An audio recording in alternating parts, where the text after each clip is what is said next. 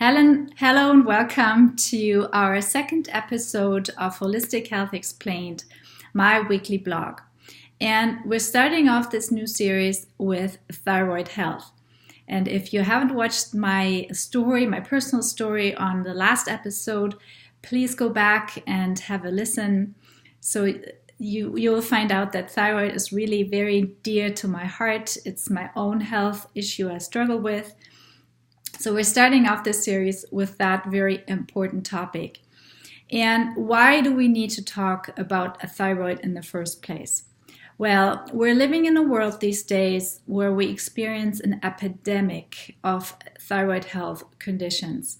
Unfortunately, a lot of people are undiagnosed and therefore not treated. And also some people who are treated are not treated properly. There is not a mainstream campaign really to educate us on thyroid health and why it's important, and why it's also important that we find the right treatments for us. It's not as easy as to say we're just taking medications and we are fine, and you will find out more about this later as I explain a little bit more in detail what actually needs to be looked at in order to make sure our thyroid health is optimal. So it plays also a very big role in many chronic health conditions, autoimmune conditions. The thyroid is there, shows up as a factor that might be unbalanced. So you might want to take notes in this video. And actually, when I was preparing for the video, I noticed there's just way too many symptoms to list. So I will break this down in two video parts. So one part will be today, and then the next week I will continue with a list of symptoms. So why is our thyroid health important? So first of all, what's the thyroid? So the thyroid is a gland. It's a gland that produces hormones, and you can see it's about located around this area here slightly. And it's a gland that is shaped with two lobes. So one wraps on the one side and the other on the other side, and it looks like a butterfly. So maybe you've now guessed why my business is called Butterfly Holistic Nutrition and Lifestyle. So I'm really devoted to that tiny little gland, which is very powerful and which does so much for our body. So the thyroid is often also referred as our master metabolic regulator and our thermostat in the body. So every metabolic function in the body has the thyroid involved in it. So that's how important it is. And actually, if we don't have a thyroid or our thyroid is not working properly, we do need to supplement with the hormones or get it back to working, because if we don't have a thyroid, we cannot live. It's that important. We are not able to survive without thyroid hormones in our body. And also to emphasize how important it is, every cell in our body, no matter where it is, has thyroid receptors on their cells. So meaning every cell needs some form of thyroid hormone to enter it to help it function properly. And you can also see this at this very long list of symptoms that you can have if you have a thyroid imbalance. So we're starting off with this a little bit today, and take some notes and make sure you're stop the video if you want to catch up on some of the symptoms. So let's dive right in. So the first indicator that your thyroid might be struggling will be your energy levels. So let's explain. Energy levels, it could be, for example, you experience less stamina for things you are tackling. You're working on a project, you feel like you need to take breaks, you feel like you can't see it to the end. It's just getting really a lot for you. You feel overwhelmed and you feel like you need to take frequent breaks. So this can be a project you're working on. It could also be you working out, exercising. So you experience easy fatigue. So it's very easy for you to feel tired, Usually you don't have sustained energy levels throughout the day. You feel like napping needs to be part of your day. It's just too much to keep going on a high energetic level all day long.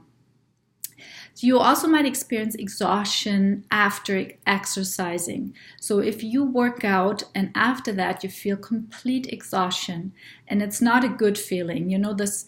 Sometimes we have good feelings when we worked out. We're exhausted, but we feel good, and it actually helped us unwind, and we feel good. But if that's not the case, and you're like completely exhausted, you crash, and your legs hurt, your arms hurt, everything is heavy, and you don't have a very good feeling about it, then you probably overexerted yourself, and it was maybe too much for you and your thyroid. Nodding off easily. That's what happened to me in the past. I was not able at my job to perform and function all day long. I had to go to the washroom once in a while and lock myself into a stall and just sit there and nod for like 20 minutes because my body was not willing to continue. So I called those forced naps, and I've talked about them in the past as well. If you experience those, this is also a good time to maybe have your thyroid checked. And of course, if you also feel very exhausted after you come home from work and all you really want to do is crash on the couch and you're too tired to do anything besides, maybe watching Netflix or things like that, then this might also be a good time to address this concern with your doctor and see if they can test your thyroid. Moving into sleep and rest. That's another indicator that something might be off. Oftentimes we see people diagnosed with sleep apnea, that they have thyroid problems as well. So if that's something you suffer from, please make sure to ask your doctor for a thorough thyroid examination. Dark circles under the eyes often indicate that you have not rested very well, you're very tired. It can also have other causes, but one of them would be thyroid hormone imbalances due to lack of sleep. Insomnia due to exhaustion. So you've been exhausted all day, you crashed on the couch, and then once you go to bed, you find that you can't fall asleep, and you ruminate and you worry, and you just don't get the proper rest. And then the next morning, you don't wake up feeling rested. So if that's you, that also might be something to look into. Yawning all the time, you've guessed it, you're tired, and sleeping more than usual.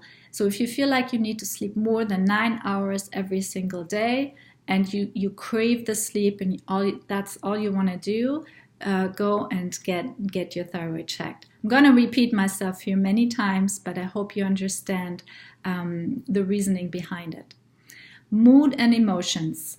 So since we already know that the thyroid produces hormones, it also affects our mood and emotions.